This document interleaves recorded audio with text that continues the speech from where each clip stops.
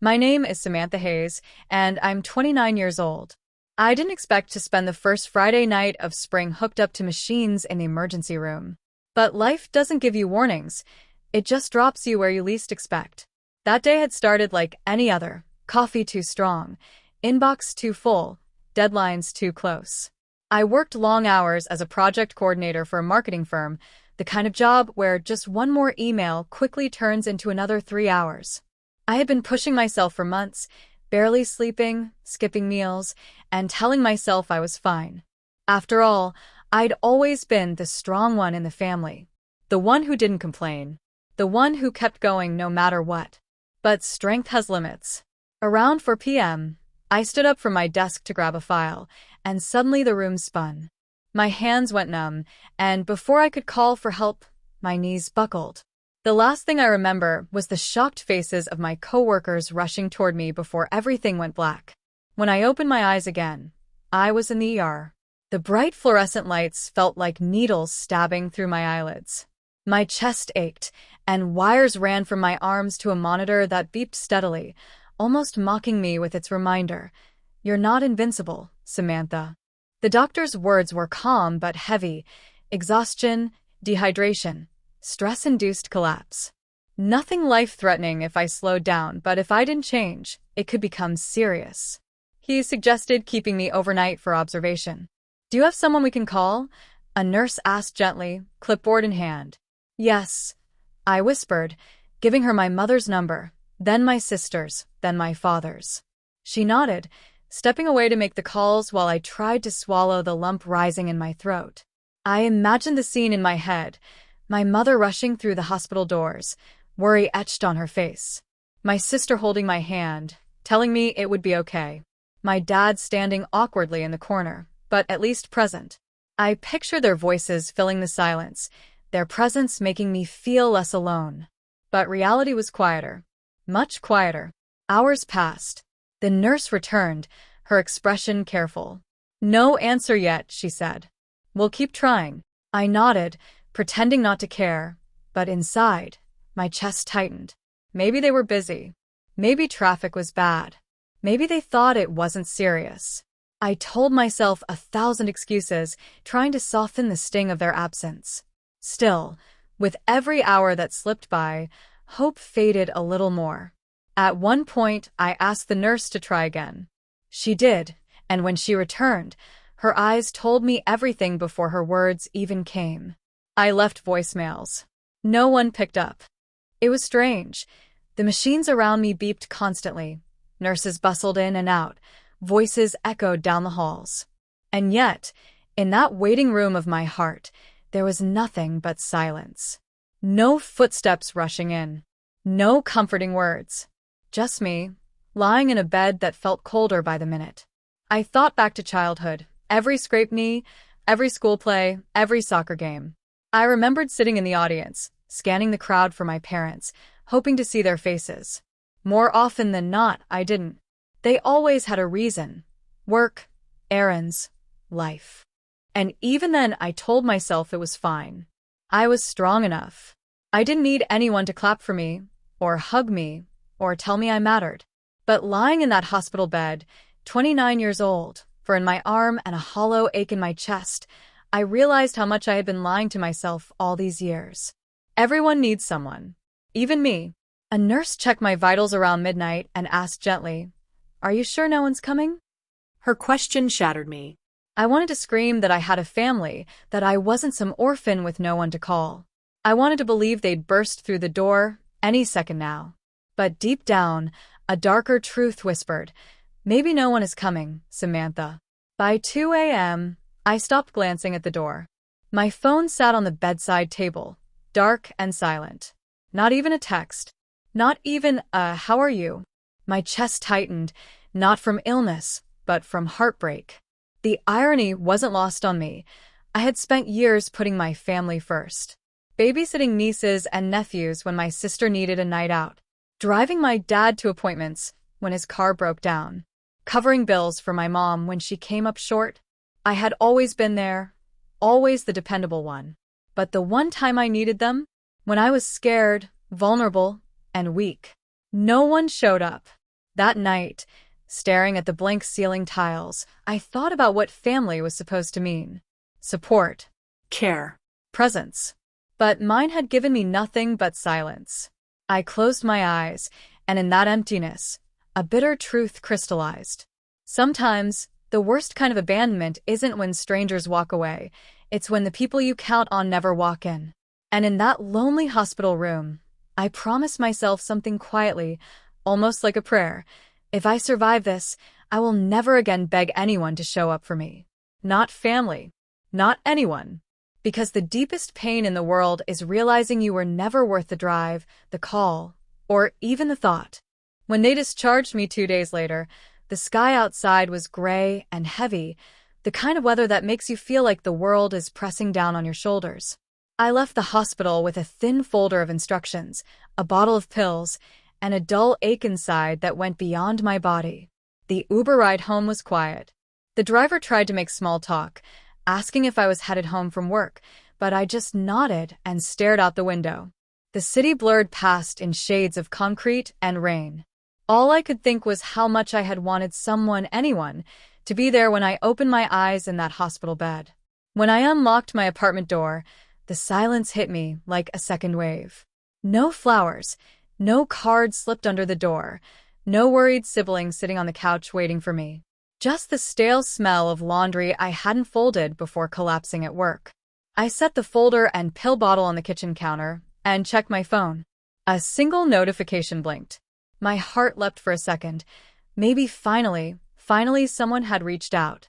It was a bank reminder about a bill. I sat down hard on the couch and let the weight of it settle in. Not one person had called, not while I was there, not when I got home. 2 days in the hospital, and my family had been ghosts. It wasn't until later that evening that the first text came through.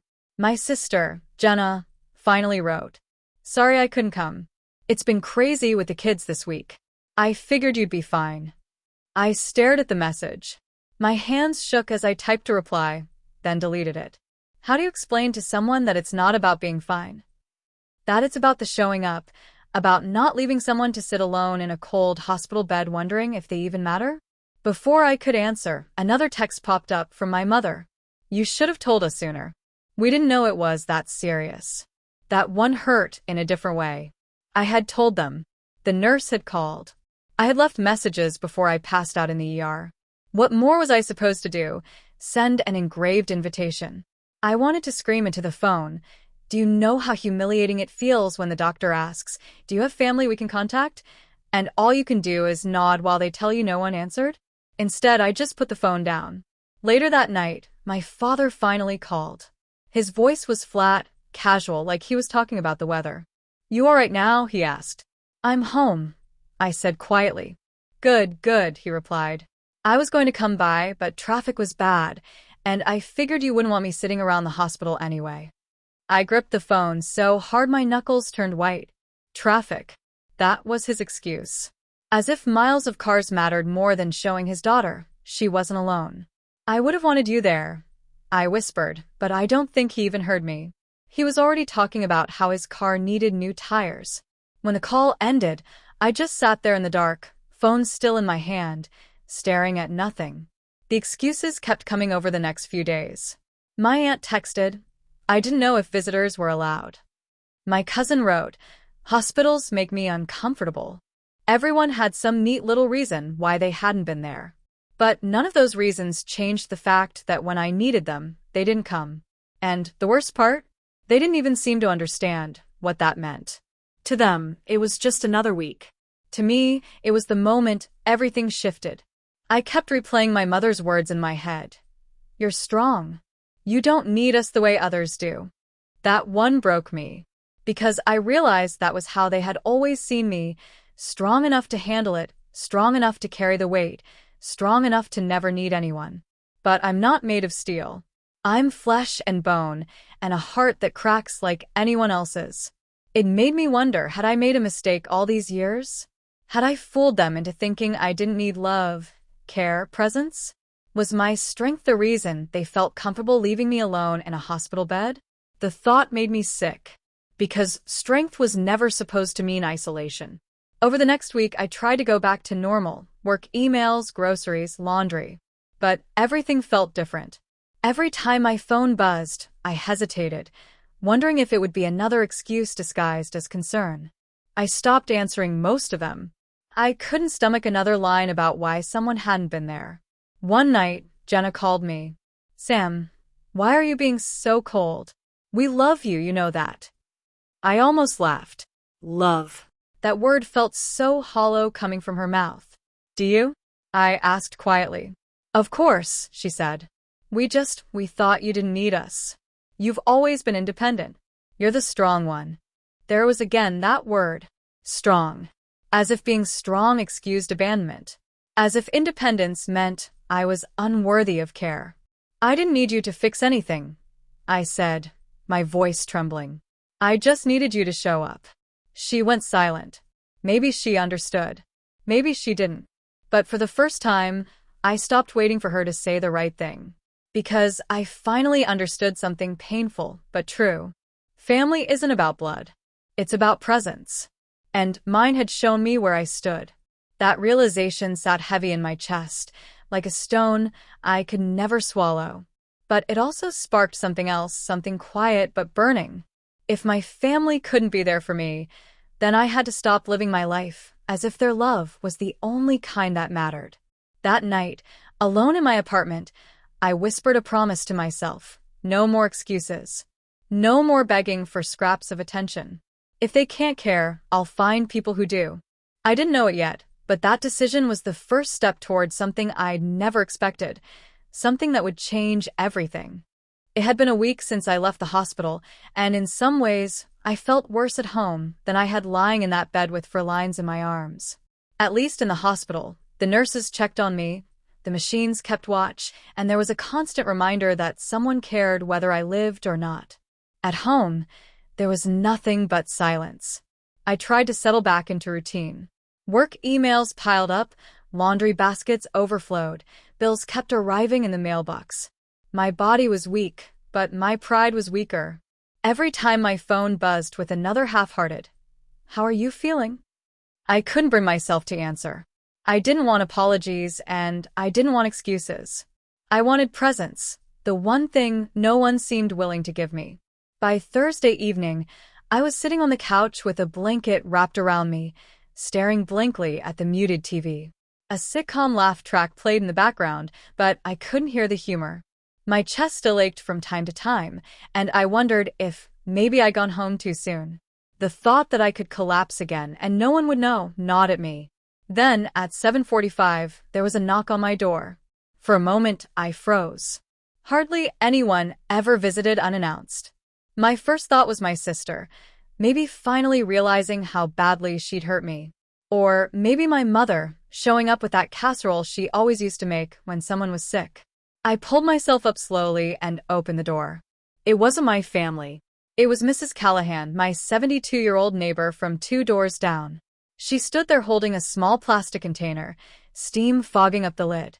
"The nurse at the hospital couldn't get hold of your family, so she called me," she said softly. "She told me you'd been discharged, and I just wanted to check in. I hope that's all right." For a moment, I couldn't speak. My throat tightened, and tears pricked my eyes before I even realized what was happening. I nodded quickly, stepping aside so she could come in. She shuffled in with her sensible shoes and cardigan, placing the container on the counter. "It's chicken noodle soup. Old recipe. Might not cure much, but it helps." I almost laughed through the lump in my throat. "Thank you," I whispered. She looked at me then, really looked at me, and her eyes softened. "You look tired, dear. Why don't I sit with you for a bit?" So we sat, 2 women separated by decades, but somehow closer in that moment than I had been with my own family my entire life. Mrs. Callahan began telling me little stories, like how she'd raised 3 boys alone after her husband passed when she was just 34. "You learn quick," she said, her wrinkled hands folded in her lap. "Loneliness will either break you or teach you how to rebuild." Her words struck me. I thought of the endless silence in that hospital room, the silence in this apartment now. Maybe this was the part where I had to rebuild. We talked for nearly 2 hours. She told me about her garden, about how she still wrote letters to her sister in Maine every month, even though they could just call. She said something about how love wasn't about convenience, it was about effort. That line hit me like a punch to the chest. Because that was exactly what I hadn't gotten from my family: effort. They had convenience. They had cars, phones, time. But they hadn't made the effort. Mrs. Callahan noticed my silence and reached over, patting my hand gently. Sometimes the people we think will be there aren't. And sometimes, the ones we least expect surprise us. I don't know what it was about that moment. Maybe the warmth in her eyes, maybe the kindness I hadn't felt in so long, but I broke down. Tears spilled over, and before I could stop myself, I was sobbing into my blanket, shaking from the weight of it all. She didn't flinch. She didn't tell me to stop. She just sat beside me, her hand resting steady on mine, letting me cry until the storm inside me quieted. When I finally managed to speak, my voice was hoarse. "Why did you come, Mrs. Callahan? You didn't have to." She smiled faintly. "Because someone should have. And I know what it feels like to need someone and have nobody there. I promised myself years ago that if I could stop someone else from feeling that way, I would." Her words wrapped around me like the blanket I was clutching. In that moment, I realized something both heartbreaking and liberating. The only person who came for me wasn't family at all. It was my neighbor, who owed me nothing, who had no obligation to show up but did anyway. And strangely, that felt more like family than anything my blood relatives had ever given me. By the time she left that night, promising to check on me tomorrow, I felt a shift inside. A quiet one, but real. The disappointment of my family's absence still burned, but it no longer consumed me. As I closed the door behind her, I thought to myself, maybe family isn't about who shares your last name. Maybe it's about who knocks on your door when you least expect it. And that realization, though it came wrapped in heartbreak, felt like the beginning of something new. Something stronger than the silence my family left me in. For the first time since collapsing at work, I didn't feel completely alone. 2 weeks had passed since the night Mrs. Callahan knocked on my door with that container of soup. And though my body was healing, my heart was still carrying bruises invisible to everyone but me. Every day since, she'd checked in. Sometimes it was just a quick knock, asking if I needed anything from the store. Other times she'd sit with me over tea, telling me stories about her boys, about the time her eldest broke his arm climbing a tree, and she had to drive to the hospital with her other two crying in the back seat. She never sugarcoated how hard life had been for her, but she also never once mentioned anyone abandoning her when she needed them most. In a strange way, those small conversations stitched something back together inside me. They reminded me that care didn't have to be complicated. It didn't have to come in grand gestures. Sometimes it was as simple as showing up, even if all you had to offer was soup and a story. Meanwhile, my family continued their half-hearted outreach. My phone buzzed with texts like, "Feeling better now? Don't overdo it at work. You know we love you." But their words felt hollow. They rang in my ears like apologies mailed too late, like flowers delivered after the funeral. One evening, my mother finally called. Her voice was clipped, as if I had been the one who'd done something wrong. "You've been so distant lately, Samantha. Why haven't you come around? We're worried about you." Her words sparked something in me. Anger, sharp and hot. I almost laughed at the absurdity of it. They were worried about me? Where was that worry when I was hooked to machines, staring at the door for someone who never came? "Mom," I said carefully, "do you realize not a single one of you came to see me in the hospital? Not you, not Jenna, not Dad. Nobody." There was silence on the other end, then a sigh. "Well, we didn't think it was that serious. You're strong, Samantha. You don't need us like other people do." There it was again. That word. Strong. Something inside me broke in that moment. Not the fragile, painful kind of break, but the kind that cracks open a new path. I had spent my entire life playing the strong one, the dependable one, the one who never needed anyone. But all it had ever gotten me was silence when I finally did. I felt my voice steady, sharper than it had ever been. "Mom, I needed you. I needed all of you. And none of you came. That's not love. That's convenience." She sputtered, trying to find words, but I didn't give her the chance. I wasn't going to let her excuses drown me again. I'm done begging for scraps of attention. I know who shows up for me now. And it isn't you. The silence stretched long, heavy, almost suffocating. For once, I didn't rush to fill it. I let it hang there, like the truth it was. Finally, she muttered something about calling me later, then hung up. When the line went dead, I didn't feel regret. I felt free. That night, I sat on my balcony with a cup of tea Mrs. Callahan had brought over earlier, and I realized I had been clinging to an idea of family that never truly existed. My blood relatives had taught me that love was conditional, that presence was optional, that my strength was a reason to neglect me.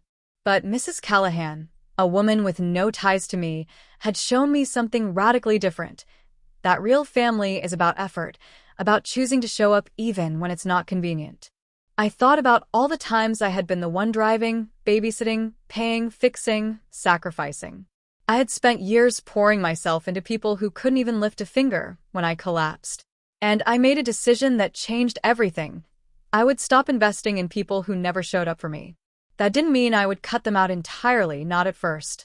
But I would no longer beg for their presence. No longer wait for their calls. No longer measure my worth by their attention. Instead, I would start building a family out of the people who proved they cared.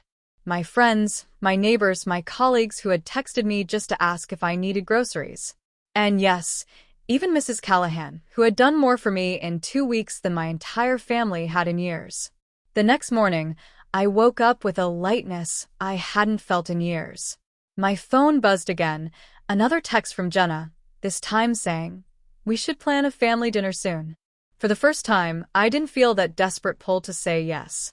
Instead, I typed back, "I'm busy. Maybe another time." It was a small thing, but it felt monumental. I wasn't rejecting her. I was reclaiming myself. Later that day, I walked next door and knocked on Mrs. Callahan's door. When she answered, I smiled. "Do you want to come over for dinner tonight? I think it's my turn to cook for you." Her eyes lit up. "I'd love that." And just like that, in the smallest of ways, I started to rebuild. Looking back now, I realized the hospital wasn't just a place where my body collapsed, it was where the truth finally did, too. Where the illusion of my family's support shattered, and where I learned something I should have known all along. Sometimes the deepest betrayal isn't loud. It's not yelling or slamming doors or angry words. Sometimes it's the quiet absence, the silence of a phone that never rings, the empty doorway when you're waiting for someone to walk through it. But I also learned something else. Family is not always blood. Family is the people who knock on your door with soup when you least expect it. Family is the ones who sit beside you when you cry, who choose you, not because they have to, but because they want to. And as painful as it was to accept, I'd rather build my life around chosen family than keep waiting for blood relatives who never cared enough to show up. So no, my mother may never understand. My sister may keep making excuses. My dad may always blame traffic. But I've stopped waiting at the door. Because the people who want to be in your life will always find a way in. And the people who don't, you learn to let them go.